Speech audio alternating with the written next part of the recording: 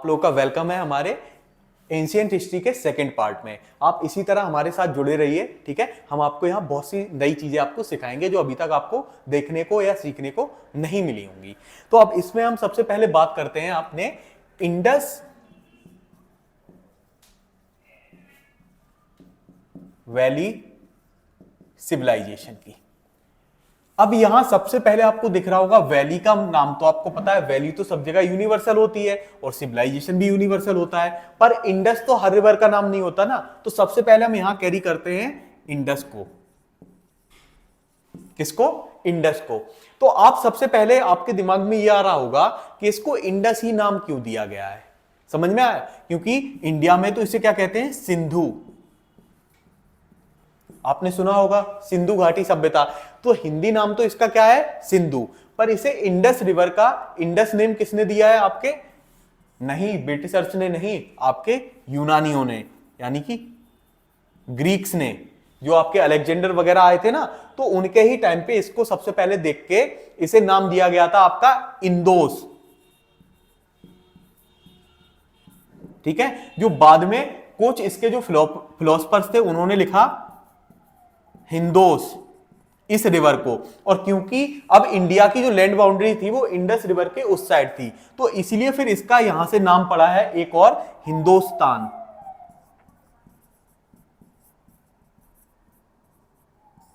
तो ये अगर नाम आए ना कि हिंदुस्तान, तो कई लोग कहते हैं कि ये अरबी वर्ड है या उर्दू वर्ड है। नहीं, ये आपका क्या यूनानी वर्ड है जो कहां से निकला है? आपके इंडस रिवर से। तो इंडस को सबसे पहले इंडस किसने नाम दिया? आपके ग्रीक्स ने। ठीक है। और इन्होंने ही हमारा जो हिंदुस्तान है, हिंदुस्तान नाम किसने दिया?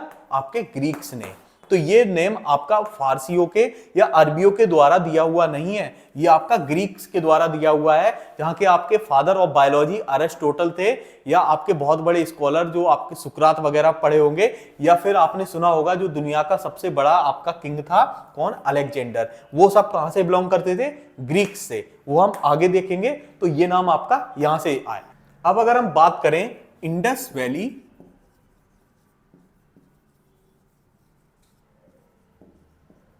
सिविलाइजेशन के थोड़े बैकग्राउंड के बारे में, तो आपको मैं थोड़ा बताऊं कि इंडस वैली जो सिविलाइजेशन थी उसके पहले यह माना जाता था, जब ये डिस्कवर नहीं हुई थी, ठीक है, आपकी ये जब डिस्कवर नहीं हुई थी तो यह माना जाता था कि इंडिया की जो सबसे पुरानी आपकी सिविलाइजेशन है वो कौन सी है? वैदिक सिविलाइजेशन है। यानी कि 2500 बीसी से इंडिया का ओरिजिन नहीं हुआ है, 1500 बीसी से इंडिया अस्तित्व में आया है। लेकिन जब आपका इंडस वैली सिविलाइजेशन आपका डिस्कवर हुआ तो इंडिया भी जो दुनिया की सबसे पुरानी आपकी सिविलाइजेशन थी, जैसे कौन सी? आपकी इजिप्ट की जो सिविलाइजेशन थी, या फिर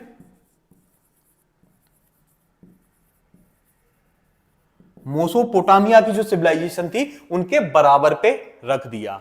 अब आपको आ रहा होगा इजिप्ट तो आपको पता है कि आपका ग्रीक वगैरह, मिस्र वगैरह ये हो गए, पर आपका मोसोपोटामिया तो आज का जो इराक है ना या फिर ईरान है, ये आपका ये वाला पार्ट आपका मोसोपोटामियन सिविलाइजेशन के अंडर आता था। तो ऐसे हमारी 2500 बीसी में एक नई आपकी क्या आई? सिविलाइजेशन इंडिया में उभर के आई, जिसको नाम दिया गया इंडस वैली सिविलाइजेशन। तो इस सिविलाइजेशन के हम कैरेक्टर्स देखते हैं कि क्या क्या इंपॉर्टेंट कैरेक्टर्स थे। तो सबसे पहले अगर हम देखें तो इसमें सबसे पहले आपका क्या था?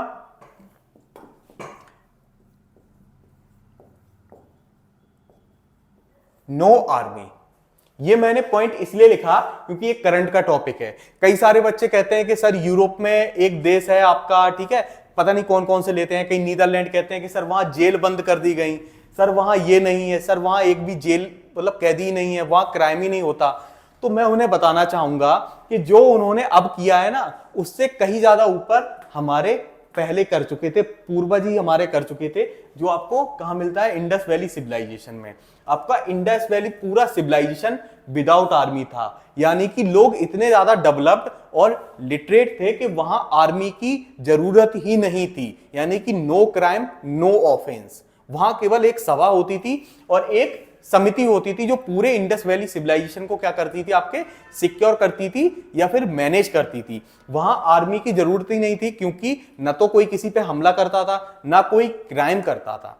तो आप आइडिया लगा लीजिए कि अब नीदरलैंड की पॉपुलेशन तो हमारे यूपी से भी 10 टाइम्स कम है, और यहां आप पॉपुलेशन का आइडिया लगाइए, और फिर भी इतना अच्छा आपका मैनेजमेंट था, तो सोचिए कितना आपका डेवलपमेंट होगा। ठीक है, अब देखते हैं हम दूसरा पॉइंट। अब दूसरा पॉइंट क्या देखते हैं, रिलीजियस फैक्टर से। ये अब पढ़ाने को तो मैं आपको बहुत पढ़ा दूं, पर आपके जितने मतलब के हैं मैं केवल आपको उतना ही बताऊंगा, मेन पॉइंट। अब यहां दूसरा हम देखते हैं आपका रिलीजियस फैक्टर, कि ये पूजा किसकी करते थे। तो यहां हमें जो सील्स मिली हैं, यानी कि जो आपके सिक्के मिले हैं, तो उनपे सबसे पहले तो पता चला है कि ये मदर गॉडेस की पूजा करते थे। अब आपके दिमाग में आ रहा होगा सर ये मदर गॉडेस क्या है, तो ये आपकी नेचर मदर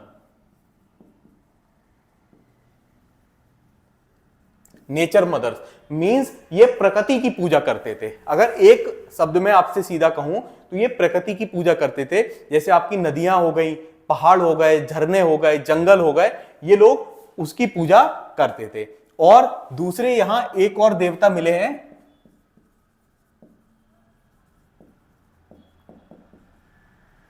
पशुपतिनाथ। अब ये पशुपतिनाथ की पूजा क्यों होती थी, क्योंकि उस टाइम ये बताया जाता है कि इतने डॉक्टर्स वगैरह तो नहीं थे।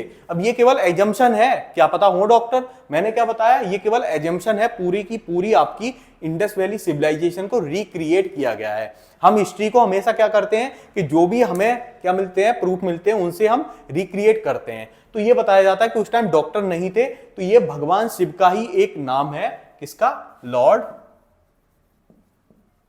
शिवा का। पशुपतिनाथ एक फॉर्म है, जब आपके कोई भी एनिमल्स बीमार हो जाते थे तो इनकी पूजा की जाती थी उनके वेलफेयर के लिए, कि जिससे कि वो जल्द से जल्द स्वस्थ हो जाए। इसके बाद हम थोड़ा आगे देखते हैं यहां क्लियर करके। उसके बाद हम देखते हैं कि इसे मैनेज कौन करता था। तो अब ऐसा तो है नहीं कि इंडस वैली सिविलाइजेशन अगर कोई आर्मी वगैरह ना हो, रूल्स रेगुलेशन ना हो, तो अपने आप चले, नहीं, ऐसा भी नहीं होता। तो यहां दो चीजें थी, सभा और समिति। तो सभा का क्या काम था, आपके रूल्स बनाना, और समिति का क्या काम था, उन्हें फॉर्मुलेट करना या उन्हें आगे रेगुलेट करना। ठीक है, सभा आपका क्या करती थी कि रूल्स बनाती थी, और समिति उन्हें रूल्स को क्या करती थी, रेगुलेट करती थी। ठीक है, और अगर हम और थोड़ा बात करें तो यहां क्या होता था कि आपकी बड़ी बड़ी सिटीज थी, उनमें से सबसे बड़ी सिटी आपकी आती है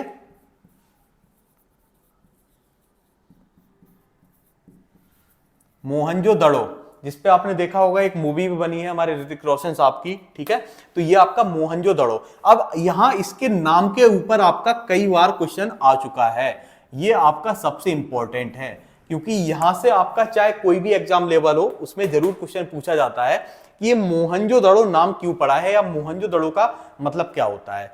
तो आपको बताऊं, जब इसको खोजा था राखल दास बैनर्जी ने, तो जब वो गए तो उन्होंने देखा कि वहां कई सारे जो कंकाल थे ना, यानी मुर्दे, तो उनका टीला बना हुआ था। टीला होता है एक छोटा सा पहाड़, एक छोटा सा पहाड़ सा बना हुआ था।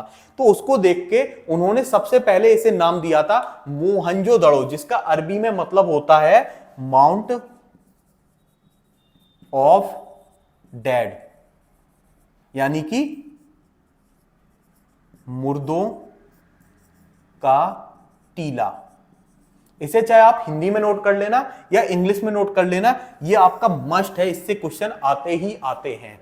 तो यहीं से आपको एक कॉन्सेप्ट जो आपने सुना होगा कि इंडस वैली सिविलाइजेशन खत्म क्यों हुई, तो आपका इसी की वजह से ये विवाद में रहा था, क्योंकि ये आपके एक्सप्लेनेशन दिए जा रहे थे कि यहां इनमें कोई, जो आपने एंशिएंट टाइम में महाभारत या रामायण में सुना होगा कि दिव्यास्त्र से खत्म हुए थे।